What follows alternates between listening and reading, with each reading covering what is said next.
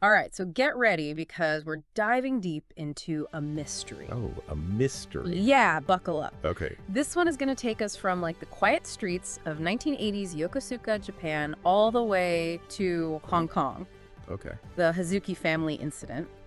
Right. And you've given us a lot to unpack here. Excerpts from various documents and 3 audio timelines Okay. that chronicle this whole captivating story. It's a lot. Yeah, think of it like we're piecing together a Yep. puzzle Okay. with whispers from the past. I like that. Yeah, Yeah, it is kind of like that. yeah, It is really fascinating how these different sources, documents, audio timelines, right. they all come together and they create this, like, surprisingly cohesive Yeah. narrative. Okay, I believe you that. really get a sense of how deep this world is Uh-huh. and the web of relationships and the Right. history behind it. Yeah, definitely not a straightforward murder. No, not at all. So, okay, Yeah. let's set the stage. We're introduced to Ryo Hazuki, 18-year-old martial artist, comes home one snowy afternoon, Uh-huh.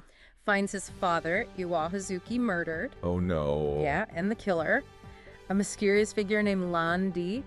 So right off the bat, Talk about a rough start. yeah, rough start to a journey, for sure. Yeah, for sure. And it's interesting because the killer doesn't just, run away. Right. He demands a mirror Yeah. with a dragon design. Right. And then he vanishes. Like, come on, what is happening? Yeah, you're instantly... Like, so many questions. Yeah, what's so special about this mirror? Yeah, What was Iwa Hazuki hiding? right. Yeah, you're instantly hooked. Yeah. Right, and this is where Ryo's investigation begins. Huh. He dives into this mystery headfirst, Yeah, okay. talking to everyone, combing through every single little detail. Determined. Oh yeah, trying to piece it all together. I mean, you've played the game, so you know that Yeah. Yokosuka itself is almost a character. Oh, totally. For it's presented in the game. Right. You really get this sense of place, this community steeped in martial arts and tradition. It's really brilliant. Yeah, and Ryo, with his strong sense of honor and loyalty, you can tell he's a product of that environment.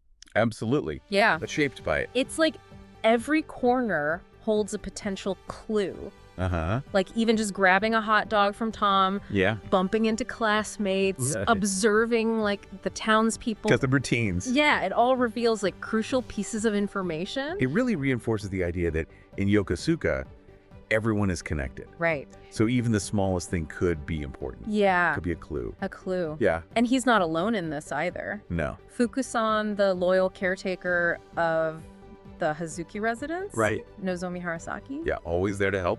Ryo's friend. Yeah. Supportive. Always there for him. Mm-hmm. They, along with other friends and mentors, Yeah. they offer support and guidance as he's navigating this Mhm. investigation. It's interesting because it's not the typical lone wolf detective story. Yeah. Right. It's about Ryo's relationships, the Totally. community he relies Yeah. on. It's a huge part of his journey. Yeah. And then there's this mysterious letter that arrives after Iwa's death. Ooh, a letter. Yeah, addressed to Ryo's father, Okay. and it's signed by Zu Yuanda. Zuyanda. Yeah. Okay. And this name immediately piques Ryo's curiosity. I mean, imagine getting a letter like that Right. out of the blue from someone you've never heard of, Yeah. connected to your father's past. Mm-hmm. It's like a key unlocking a whole other part of the mystery. Yeah. Yeah. Totally. And that's not the only challenge Ryo faces. Oh, no. He runs into trouble with the Mad Angels. Oh, the Mad Angels? Yeah, local gang. Right. But they seem to have ties to something. Yeah, they're connected to something big. Bigger and darker. Yeah, for sure. Remember your first encounter with them? Oh, yeah. Be intimidating. Very intimidating, especially Yeah. for someone like Ryo who's still figuring things out. Right. That encounter is a great example of how the game uses pacing and atmosphere Yeah. to build tension. Oh, for sure. It's not just about the fight, it's that feeling of being outnumbered, Right. facing something really sinister, Yeah. way more than just a street gang. Totally. And then there's Charlie, a broker with underworld connections. Yeah. Initially, he's reluctant to help, Yeah. but eventually he provides some insights. No. Sadly, though, even he ends up betrayed and attacked. Whoa. It's a harsh reminder Yeah. that Ryo's getting closer to something dangerous, Right. something that people are willing to kill to protect. Yeah, and it makes you think about what is Ryo willing to do Right. to find the truth. Yeah. He's constantly being warned about the danger, Right. but he keeps going. He's so determined. Yeah, his determination is growing. Yeah. Almost like he's becoming obsessed Yeah. Where is that line between justice and revenge? Yeah, interesting. And he has these aha moments during his investigation. Uh-huh. Like when he discovers his father's Bajikwan manual. Oh, right. Suddenly, Ryo Hazuki is more than just a dojo master. It's true in Shenmue, you have to pay attention. Yeah. In every detail. Right. The game rewards your curiosity. Yes. You have to piece together the mystery just like Ryo. Yeah. And that manual, it's not just about gameplay. Right. It's a revelation about Iwao, Totally. hinting at a hidden history, Yeah. maybe connected to his death. And remember, Ryo isn't just looking for answers about the murder. Right. He's also uncovering these hidden truths about his family. Yeah. It's a journey of self-discovery. Absolutely. As much as it is a quest for vengeance. Exactly. And as he dives deeper, we get to the heart of it all. Okay. The mirrors. The mirrors. It turns out there's not just the dragon mirror that was stolen. Right? There's a second one. Oh. The Phoenix mirror. Okay, so 2 mirrors. 2 mirrors. Now, this is where things get really interesting. Yeah. Think about mirrors. In mythology and folklore, Right. often represent duality reflections of the self, Yeah. even gateways to other worlds. Right. The Phoenix mirror, it's not just a random plot device. Yeah. It adds this whole layer of symbolism and mystery to the story. Yeah, and the fact that there are 2 mirrors Right. with their own unique power and history, Yeah. it raises the stakes. Oh, yeah. It hints at this larger conflict, a battle Yeah. that we're only just beginning to understand. And then we have Master Chen, Master a Chen. respected figure in the Chinese community. Right. Seems to know more about Lan Di and the Cheyu men than he's letting on. Yeah, the Chiyu men, Yeah. they're not just some random criminals. Right. They have deep roots in Chinese history and mythology Right. associated with rebellion warfare, Okay. even ancient mystical practices. Oh, wow. This knowledge adds a whole new dimension to the story, Yeah. connecting it to this rich tapestry of culture and history. It's like you can feel Master Chen holding back, Yeah. maybe out of caution or fear. Mm-hmm.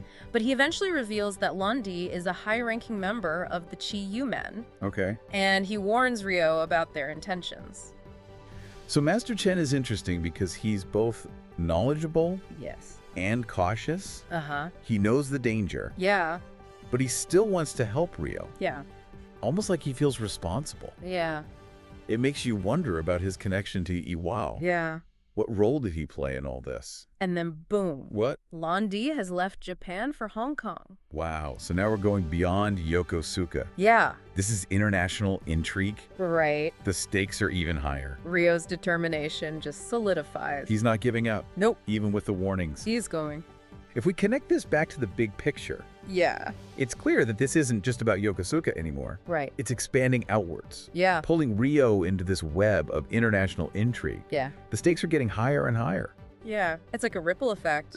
What started as a personal tragedy Yeah. is now threatening to engulf not just Ryo, Right. but potentially the whole world. The whole world. Yeah. So we left off with Ryo heading to Hong Kong even after Master Chen tried to warn him. Yeah, you can really feel Master Chen's concern in those audio timelines. Yeah, he's worried. Yeah, he's not holding back. Yo, he's not. He really lays it all out Yeah. about the kind of world Ryo is stepping into. Right. Completely different from Yokosuka. Completely different. Yeah, he even asks Ryo directly, Yeah. like, do you really understand the risks? It's a good question. It is. He doesn't sugarcoat anything. No, the violence, the betrayal, even death. Yeah, it's a serious reality check. Totally. It really highlights the gravity of Ryo's decision, Mhm. the consequences he might face. Yeah, but Ryo's resolve doesn't waver. He's driven. Yeah, he wants answers. He says he can't just let his father's murder go unanswered. I can understand that. But it's deeper than just revenge. Right. He needs to understand why. Yeah, why his father was targeted. Exactly. It's about uncovering the truth. Yes, and this ties into a major theme Okay. that runs through all the Shenmue sources. What's that? The search for identity. Oh, interesting. You see it everywhere Okay. in how Ryo interacts with the world, Yeah. how he investigates, Mm-hmm. how he connects with people. Okay. He's not just chasing a killer. Right. He's trying to understand who his father was Yeah. and ultimately who he himself is meant to be. So he's searching for himself, too. Exactly. It's a journey of self-discovery. You can tell Master Chen sees that. Yeah, I think so. There's a sense of understanding there. Definitely. Even as he's expressing those reservations. And then he drops another bombshell. Oh boy, what now? Ryo's father Yeah. was involved in something Okay. that brought a mirror from China to Japan. A mirror. Okay. Something that likely connects to his death. So there's more to the story. Oh yeah, much more. And there's this unspoken connection between Master Chen and Ryo's father. Right, like maybe Master Chen knows more than he's saying. Yeah, like maybe he was involved too. It's possible. It makes you question his motives. Definitely adds a layer of mystery. And then he reveals that the dragon mirror isn't the only one. The Phoenix mirror. The Phoenix mirror? 2 mirrors? 2 mirrors, each with their own power, their own history. And people want them. Oh yeah, and the prophecy suggests that when they're brought together, Yeah. they could unleash something catastrophic. Like what? A legendary monster Oh no. that devours everything. That's terrifying. It's like this primal fear. Yeah. This idea of something so powerful Right. that it could destroy everything. So now Ryo has 2 goals. Right. Find Landai and find the Phoenix mirror. Before it's too late. Before it falls into the wrong hands. Exactly, and this is where we see Ryo's methodical nature. Remember all those clues he was collecting in Yokosuka? Right. Well, one of them Yeah. leads him straight to the Phoenix mirror. Hold on, wait a minute. I'm starting to see a connection with Yeah. that family crest. Yes. Didn't we see that somewhere before? You're on to something. Okay. This is crazy. It's those little details. Yeah. They become crucial. Like puzzle pieces. Exactly. It's classic Shenmue. Rewarding you for paying attention. It encourages you to be a part of the story. Yeah. To look for those clues. I love that. Me too. So Ryo remembers that his father gave some items to an antique shop, Right. and he goes to investigate. Of course. And guess what? Yeah. Hidden among all the antiques is the Phoenix mirror. Wow. Hidden in plain sight. I know, it's brilliant. It really is. The game rewards you for exploring and observing. Exactly. And it reminds you Yeah. that sometimes the answers are in the most unexpected places. Yeah. But finding the Phoenix mirror only leads to more questions. So many questions. Like, why did Iwa hide it? right. Did he know about its power? How did Landai even know about the dragon mirror? Right. These are the questions that keep you hooked. Oh, yeah. They drive the narrative forward. It's like peeling back the layers of an onion. Each answer leads to more mystery. Exactly. And then we learn something else Okay. about Master Chen. What's that? He's not just a harmless old man. Okay. He's a member of a powerful organization Whoa. called Koshu. Koshu. Now things are getting really interesting. I know, right? We're in a world of secret societies. I mean, hidden agendas. Yeah, and Koshu is involved in some shady stuff. Yeah. Like smuggling Chinese martial arts artifacts. Ugh. It makes you wonder about Master Chen. For sure. Is he really trying to help Ryo? Or is there something else going on? Right, it adds a whole new layer of complexity to their relationship. Yeah. And then on top of all that, What? the Mad Angels? The Mad Angels, they're back. They're not just a local gang. What? They're part of something much bigger. Okay, so they were connected to something bigger all along. They were. Wow. And their leader seems to have ties to Landai. So they're working together. It seems that way. Ryo is up against a lot. He is. It's a dangerous world. A dangerous world where you can't trust anyone. It's a good thing Ryo's martial arts skills are improving. It is throughout the audio timelines. Yeah. You hear those snippets of his training. Yeah. Like, you are still not enough. Yeah. He needs to get stronger If he wants to survive this. to survive. And remember those quick time events in the game? Oh, yeah. Those aren't just gameplay. They're a reflection of his training, Yeah. his growing mastery of martial arts. And it's not just physical strength, it's Right. about mental discipline, Focus. adaptability. And then there's Kosuke, Mhm. a member of Koshu Right. who becomes Ryo's bodyguard. Imagine that. Yeah. The guy you're relying on for guidance Yeah. is part of a secret organization, Right. and now they've assigned you a bodyguard. From that same organization. Yeah. It's a lot to Yes. process. So much distrust. It's like you can't trust anyone. Nope. But Kosuke is interesting. Yeah. He's there to protect Ryo. Okay. But he also offers insights Okay. into the world of martial arts Mm-hmm. and the dangers ahead. It's still unsettling, though, knowing you can't fully trust anyone. It speaks to the complexity of the story, Yeah. the moral ambiguity. Right. It's not always clear. Who's good and who's bad. Exactly. So Ryo is heading to Hong Kong Right. with the Phoenix Mirror, A mysterious prophecy a bodyguard he's not sure he can trust. and a whole lot of questions. He's in way over his head. He is, but there's no turning back now. No turning back. Okay, so we followed Ryo from Yokosuka all the way to Hong Kong. Yeah. He's searching for Landai, he's got the Phoenix Mirror, and a whole lot of questions. What happens next? Well, Hong Kong, it's not just a change of scenery. It's Right. like a whole different world.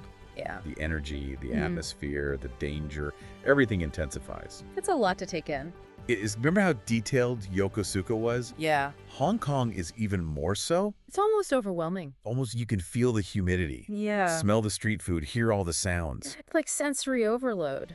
It is, but in a good way. In a good way. Yeah. The sources describe it as both vibrant and dangerous. Yeah. A place where old traditions clash with the modern world. And Ryo's definitely out of his element. Oh yeah, he's a fish out of water. And he's facing some serious threats. Yeah, those audio timelines. Yeah. They hint at chases through the streets, underground fighting rings, Oh, yeah. encounters with some shady characters. Yikes. Hong Kong is a melting pot, Right. and that includes the criminal underworld. So it's not just the Chiyu men. Like got triads, smugglers, gangs, they're all there. Ryo's in over his head.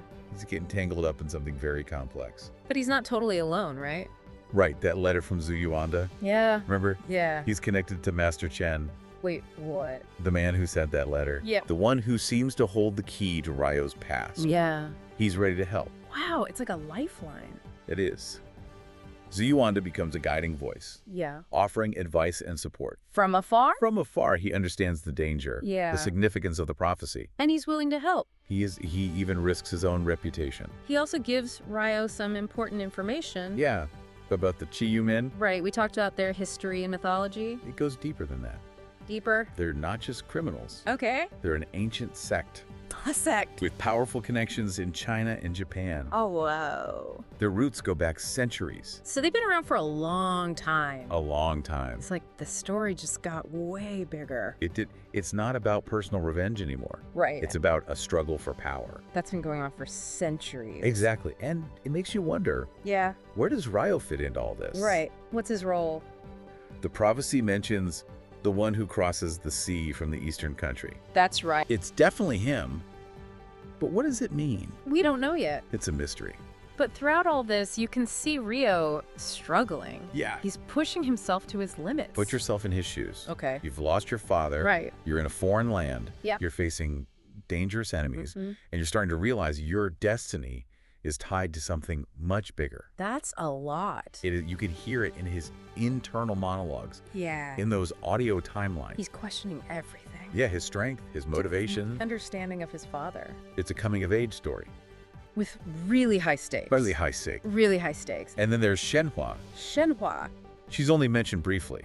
But she's important. How so? There's a connection between her and Ryo. A connection. And the prophecy. Remember that song? Yeah, the one about a beautiful world filled with light. And a promise to illuminate each other. Yeah.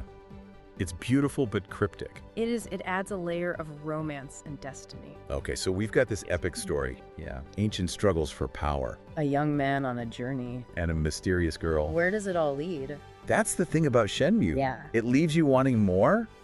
We see Ryo grow. He makes new allies. He uncovers secrets. But the Hong Kong section ends on a cliffhanger. A cliffhanger. The journey isn't over. It's just beginning. It's just the beginning. So what are the big takeaways from this deep dive? Well, first, Shenmue is more than just a game. Okay. It's an experience. It's an experience. It blends genre. Yeah, action, adventure, mystery. Even a little romance. Yeah, it keeps you guessing. It subverts expectations. Keeps you on the edge of your seat. And second, it explores universal themes. Yeah. Loss, vengeance, identity. It's all there. It feels both personal and epic. Yeah. You see Ryo dealing with his father's death. His desire for revenge. His own journey of self-discovery. And it's relatable. It is, even though the story is so extraordinary. You want to root for him. Yeah, even when he makes mistakes. Even when he messes up. And lastly, Shenmue leaves a lasting impression. It does. That open ending. It's intentional. It makes you think. It makes you wonder what happens next. Yeah, it's a story that stays with you. It does. It makes you think about destiny, About choices. about how everything is connected. Yeah, this deep dive has just scratched the surface. It has. But hopefully it's given you a new appreciation for Shenmue. And the Hazuki family incident. What awaits Ryo next? What secrets are still out there? What role will he play? The answers are waiting to be discovered.